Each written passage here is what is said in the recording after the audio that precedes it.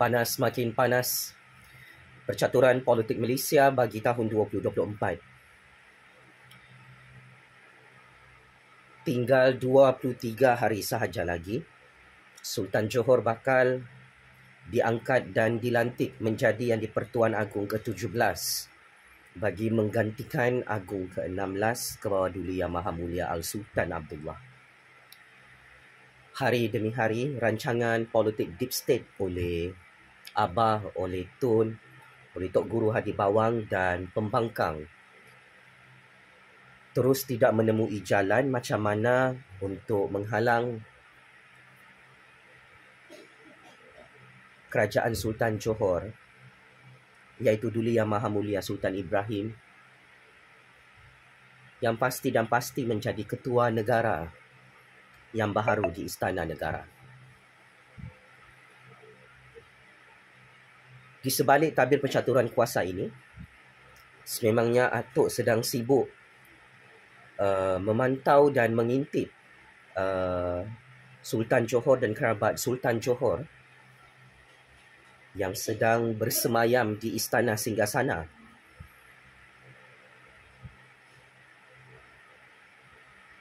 Dan Tun bersama Abah bersama kabel-kabel kuasa besar mereka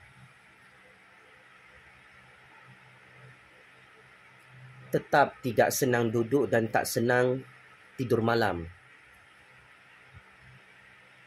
kerana mereka belum bersedia untuk melihat Sultan Johor menjadi Yang di-Pertuan Agong ke-17. Game kotor yang dicatur di dalam negara dan luar negara untuk menjadikan Sultan Johor sebagai target politik untuk dikambing hitamkan terus gagal. Untuk dihalang menjadi Pertuan Agong ke-17 kerana ketakutan terbesar Tun, Abah dan Tok Guru Hadi Bawang serta parti lebay, parti perikatan, apabila Sultan Johor ditabalkan menjadi Agong ke-17, maka it is confirm Perikatan Nasional akan kalah teruk PRU 16. Sebab itu Tun sibuk merancang dengan pasukan politik propagandanya untuk buat kerajaan tebuk atap kerana mereka tahu Sultan Johor sebagai Agong ke-17 akan memastikan kerajaan Anwar, kerajaan rakyat akan terus berkuasa sehingga PRU 16. Kerana Sultan Johor tidak akan ikut arahan Tun, Abah dan Tok Guru Hadi Bawang dalam percaturan kuasa ini secara prospek. Dalam sejarah perang besar antara Tun dan Sultan Johor, kita memang tahu Tunku Mahkota Johor, TMJ, pernah mengkantoikan Tun dan Abah membuat intipan ke atas Istana Johor menggunakan peranti Israel. TMJ akhirnya mengaku dalam Malaysia sewaktu Tun jadi PM ke-7, dirinya dan ayahnya iaitu Sultan Johor, Sultan Ibrahim, terus diperhatikan dan diintip oleh Tun dan Abah bersama konco-konco mereka dalam Malaysia. Pengintipan dan pemantauan ini dilakukan oleh Tun kerana Tun memang sangat takut Sultan Johor menjadi Yang di-Pertuan Agong dalam Malaysia. Dan TMJ mengakui adalah sangat tidak baik apabila ada pegawai yang telah menyampaikan maklumat sulit kepada TMJ dan Sultan Johor bahawa mereka sedang dispy menggunakan peranti Israel yang dibeli oleh Tun beberapa tahun lalu. TMJ juga mendakwa ramai tentera cyber diletakkan pada akaun Facebook JDT serta halaman peribadi mereka oleh pihak atasan kerana kurang senang dengan kekuasaan Sultan Johor yang bakal menjadi Yang di-Pertuan Agong dalam Malaysia. TMJ mendedahkan cyber troopers dibayar dan dihantar dalam halaman JDT serta laman peribadi Sultan Johor dan TMJ atas perasaan kurang senang oleh beberapa pihak atasan. TMJ juga menceritakan bagaimana beliau dihampiri seseorang yang menjelaskan mengenai suatu peralatan pengintipan serta pengumpulan data buatan Israel. Kata TMJ, teknologi tersebut turut digunakan sebelum pilihan raya baru-baru ini serta dimanfaatkan sebagai bantuan dalam perang cyber. Beberapa orang pegawai kerajaan berjumpa dengan TMJ dan menyatakan bahawa SPRM, unit khas Suruhanjaya Komunikasi dan Multimedia, serta pejabat Perdana Menteri ketika itu Tun turut menggunakan peralatan spy dari Israel.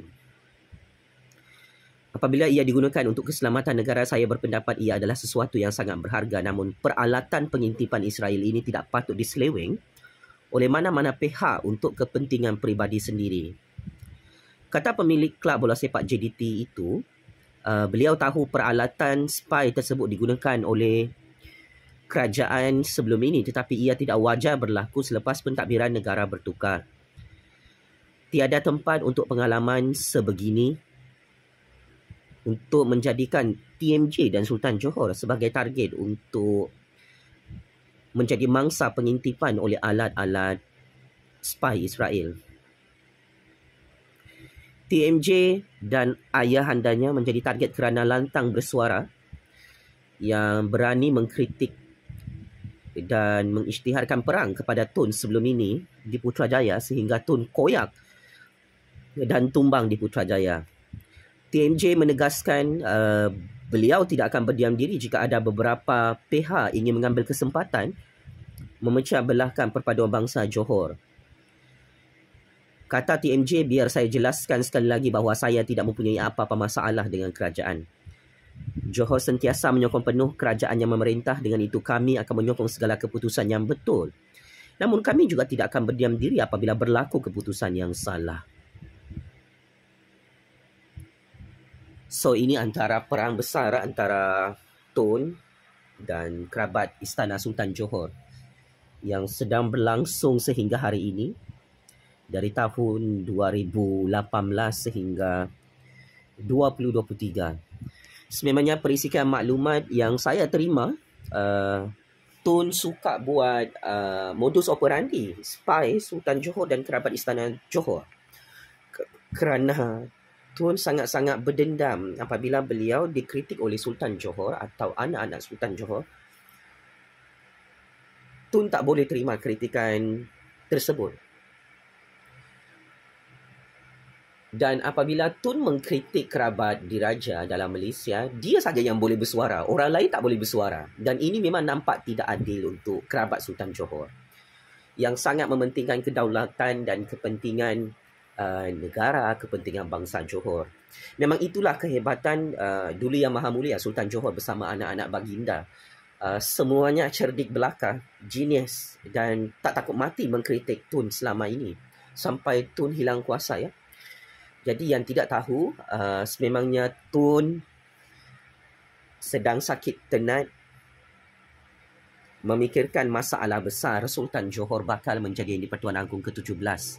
Bagi Tun, Sultan Johor menjadi Agung ke-17 adalah kiamat besar, adalah masalah kronik untuk percaturan kuasanya pada PRU 16 dan PRU 17 nanti. Sebab Tun mengetahui jika Sultan Johor menjadi Agung ke-17, maka sudah tidak ada jalan untuk mengembalikan PAS, Bersatu dan Perikatan Nasional untuk menjadi kerajaan di Putrajaya. Sultan Johor yang cukup bijaksana hanya akan berurusan dengan parti-parti politik dan Perdana Menteri yang senang dibawa berbincang dan negosiasi tentang dasar dan polisi negara untuk kepentingan rakyat. Sememangnya Tun selama ini apa yang Tun nak, dialah yang berkuasa di Istana Johor. Dia nak kawal Sultan Johor, dia nak kawal anak-anak Sultan Johor, tapi tidak berjaya. Sampai PAS, Bersatu dan Perikatan Nasional tumbang dan hancur serta pupus pada PRU 15 secara mengejut. Dan kita memang tahu Tun merancang untuk jadi Perdana Menteri buat kali ketiga PRU 16. Tapi apabila Sultan Johor yang menjadi Agung ke-17, maka peluang untuk Tun jadi Perdana Menteri buat kali ketiga adalah sangat-sangat tipis. Dan Tun memang tak suka dengan Datuk Seri Anwar kerana Datuk Seri Anwar ini cukup rapat dengan Sultan Johor Agong ke-17. Sebab itu sehingga hari ini Tun agak kelengkabut dan agak huru-hara. Gagal untuk menggulingkan Kerajaan Agong Kerajaan Anwar dan gagal menghalang Sultan Johor untuk jadi Agong ke-17 sekalipun ramai spy-spy Mossad, spy-spy CIA dari negara jiran yang dihantar oleh Tun untuk berurusan dan memantau Sultan Johor ini.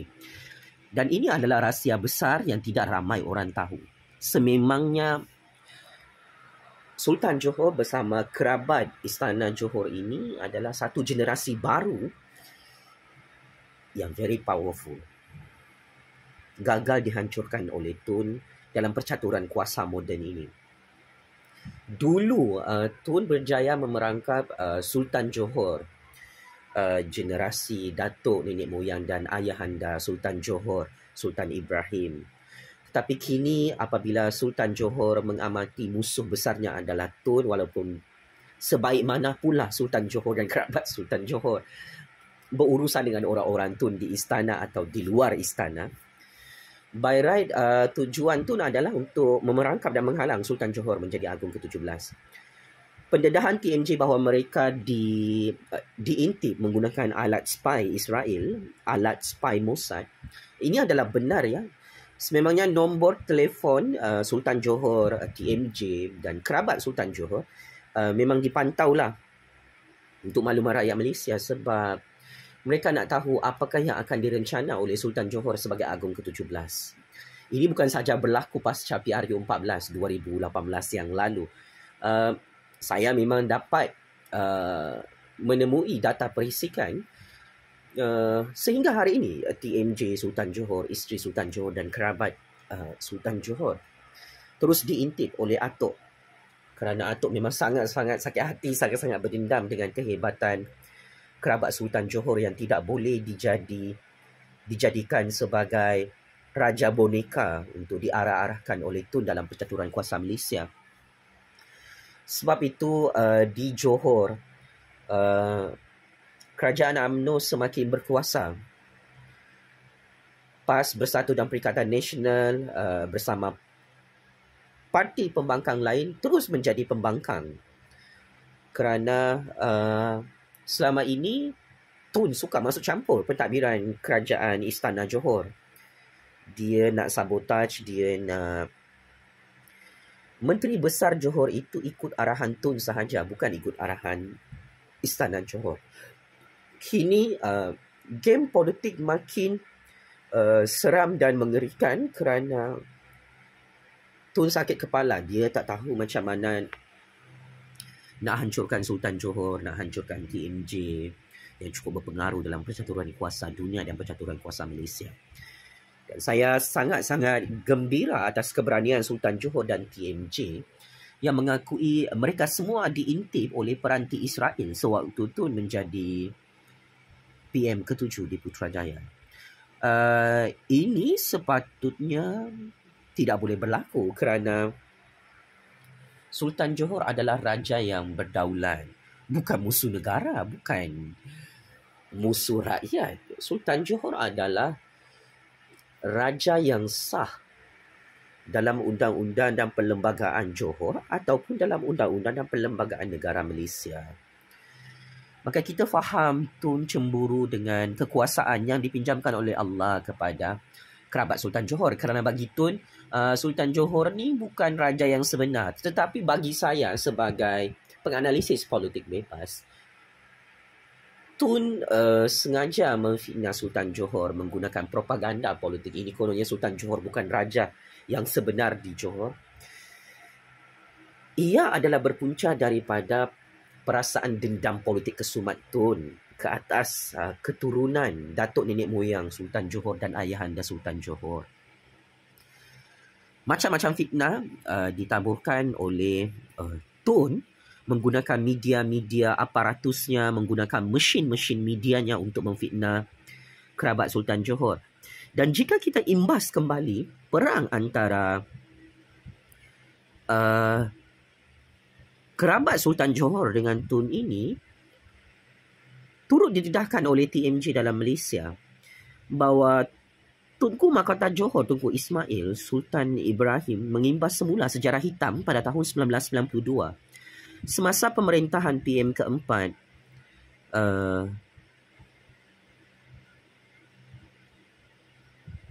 Tun diingatkan supaya kerajaan Tun tidak mengulangi apa yang berlaku atas desakan tamak haloba dan sikap gila kuasanya.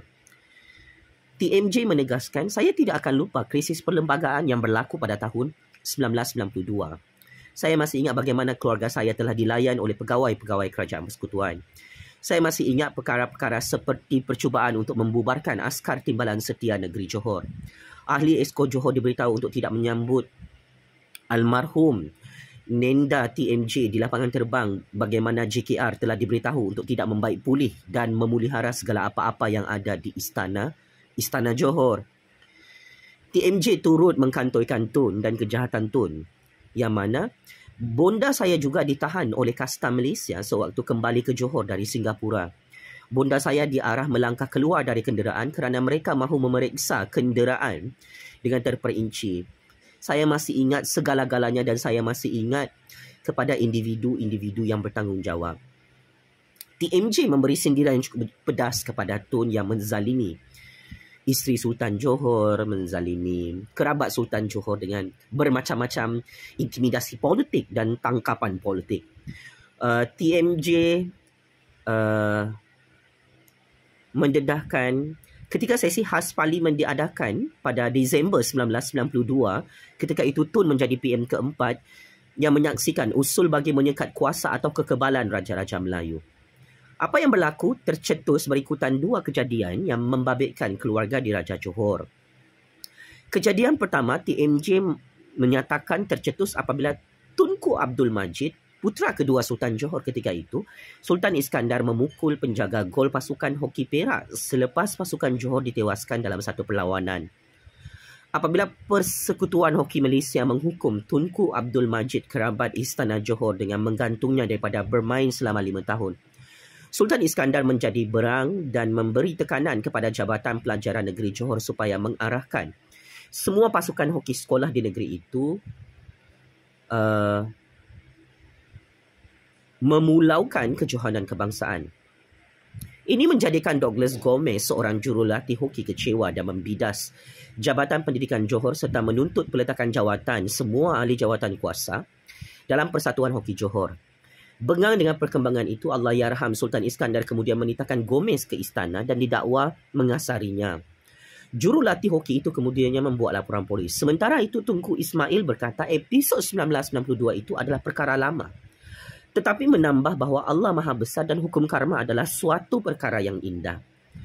Pada hari ini, hubungan kerajaan dan kerabat di Raja Johor berada dalam keadaan baik. Saya menghargainya. Saya berharap ia bukan sahaja sekadar disebabkan kerana anda amat memerlukan kami. Memang baik sekiranya anda sedar bahawa kita saling memerlukan antara satu sama lain. Tetapi pada pendapat saya pada masa ini, tumpuan harus diberikan untuk memperbetulkan kesilapan dan mencapai kemajuan dalam negara. TMJ berharap agar sejarah hitam yang dilakukan oleh Tun atas desakan tamak haloba dan sikap gila kuasa tidak akan berlaku lagi. Jangan manipulasi rakyat demi kepentingan diri sendiri kerana kita dilantik untuk berkhidmat kepada rakyat.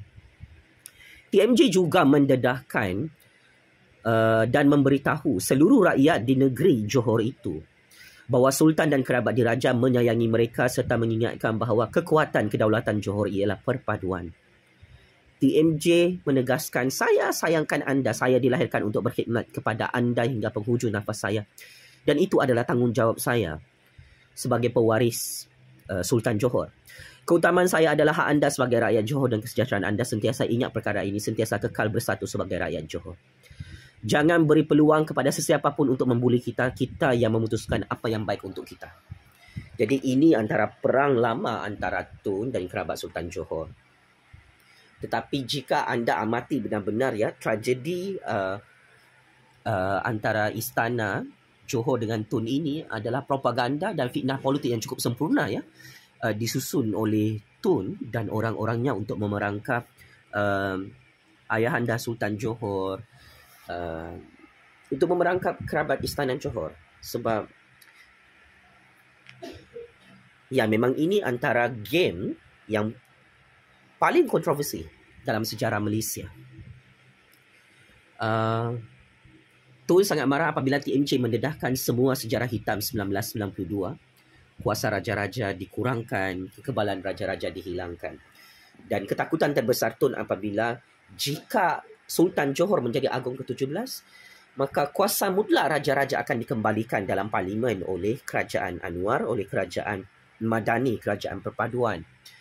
Memang ini yang sangat ditakuti dalam keadaan sokongan 2/3 majoriti ke atas Kerajaan Anwar semakin kuat. Malah ahli Parlimen Perikatan Nasional, ahli Parlimen Parti Bersatu, Parti PAS juga secara senyap-senyap menyokong Kerajaan Agung, Kerajaan Anwar dalam percaturan kuasa ini. Maka saya kira fitnah-fitnah politik ke atas Sultan Johor dan kerabat Sultan Johor ini tidak akan mampu untuk mengembalikan kuasa mutlak Tun sebagai bekas PM yang sangat-sangat lama berkuasa. Dan sememangnya kita tahu Atok akan mengkambing hitamkan Sultan Johor dan kerabat Sultan Johor untuk dia berkuasa dalam negara ini, untuk dia terus merompak dalam negara ini. Kerana pertembungan antara Tun dan Sultan Johor ini juga adalah berkaitan dengan projek-projek pembangunan yang tidak dapat dikuasai oleh Tun sepenuhnya di Johor. Oleh hal demikian, tinggal beberapa hari sahaja lagi, Tun boleh mati kojol dan sakit jantung jika proses pelantikan Sultan Johor sebagai di-Pertuan Agong ke-17 akan berjalan dengan lancar dan mudah. Dan saya mengharapkan keselamatan Sultan Johor terus dipantau oleh Kerajaan Malaysia termasuk kerabat Istana Johor. Kerana sebenarnya kita dapat maklumat, kita tidak mahu ada penculikan atau pembunuhan ke atas kerabat Sultan Johor. Kerana sememangnya Sultan Johor bukan orang Tun. Dan kita mengharapkan ejen-ejen politik asing yang diutuskan oleh Tun berhenti untuk memperbodohkan kerabat Sultan Johor. Kerana saya dapat perisikan maklumat, sememangnya setiap hari pun tu nak upah ejen-ejen spy dia untuk memantau apa yang diputuskan oleh Sultan Johor, apa yang dibuat oleh TMJ dan anak-anak Sultan Johor. Tun memang ada satu masalah mental. Otak gila dia adalah dia tak boleh move on untuk menerima hakikat bahawa kerabat Sultan Johor itu sememangnya sangat-sangat berkuasa di Johor. Malah, Tun tak boleh terima bahawa Sultan Johor sebagai oligarki politik yang sangat kaya, yang sangat powerful, memang amat sukar untuk ditandingi.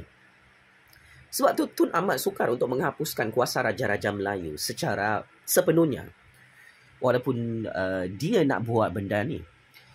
Maka saya cukup kagum dan cukup impress dengan Sultan Johor. Anak Sultan Johor yang paling hebat adalah TMJ sebab mereka ni tidak boleh diperbodoh-bodohkan dan tidak boleh diperalatkan oleh Tun dan ejen-ejen politik Tun di seluruh dunia. Dan saya harap rahsia-rahsia Sultan Johor, permaisuri Sultan Johor dan anak-anak baginda terus dijaga dengan baik untuk tahun 2024 kerana musuh utama Sultan Johor ini adalah Tun. Orang-orangnya is everywhere memantau Sultan Johor. Dan saya harap pasukan penasihat Sultan Johor adalah pasukan yang baru di Istana Negara nanti jika Sultan Johor menjadi di-Pertuan Agong ke-17. Itu adalah harapan besar saya. Saya tahu Sultan Johor dan anak-anaknya lebih banyak makan garam dalam percaturan kuasa dunia ini. Saya hanya tahu sedikit sahaja. Tetapi maklumat yang saya ada sememangnya Tun sampai sekarang membuat perisikan dan membuat pengintipan ke atas kerabat Sultan Johor untuk terus difitnah, untuk terus dikambing hitamkan dalam percaturan kuasa seperti tahun 1992 yang lalu. Kalau anda tanya saya tidak percaya dengan semua isu berkaitan Sultan Johor yang diburuk-burukkan oleh Tun dan media-medianya tahun 1992 lalu. Kerana saya pernah ditangkap oleh Tun, saya pernah menjadi target untuk diintip dan difitnah oleh Tun, orang-orangnya dan media-media propagandanya dalam Malaysia. Walaupun kita tak buat jahat. Dan saya yakin kerabat Sultan Johor adalah keturunan yang hebat yang Allah tunjukkan kepada kita bahawa sehebat manapun Tun itu bersama kuasa-kuasa besar di belakangnya untuk menghalang legasi Sultan Johor yang cukup powerful dalam dunia, ya, Akhirnya kini tiba giliran Duli Yang Maha Mulia Sultan Johor menjadi Yang di-Pertuan Agong ke-17 pada 31 Januari nanti. Hari ini sudah 8 Januari 2024. Memang Tun tak dapat makan, tak dapat mandi, tak dapat tidur ya. Untuk maklumat anda semua, dia sangat takut Sultan Johor jadi Agong ke-17.